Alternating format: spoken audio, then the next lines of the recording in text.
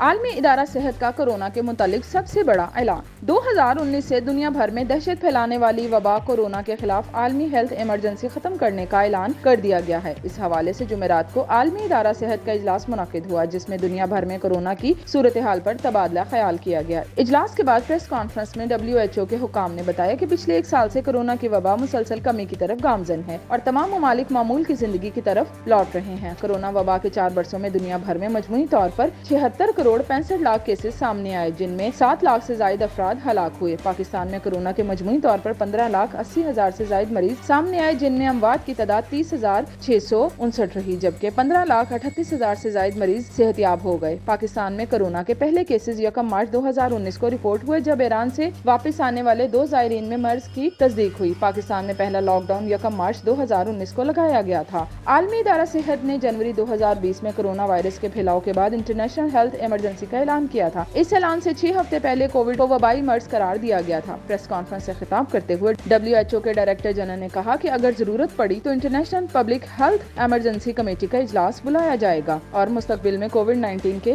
Cases یا اموات میں اضافہ دیکھا گیا تو ادارہ دوبارہ انٹرنیشنل ہیلتھ ایمرجنسی کا اعلان کرے گا۔ ٹیڈروس گیبریاس نے کہا کہ عالمی سطح پر ہم آہنگی کی کمی، عدم مساوات، یکجہتی کا فقدان رہا، جس کی وجہ سے ان ٹولز کو اتنے مؤثر طور پر استعمال نہیں کیا جا سکا جتنا کیا جا سکتا تھا۔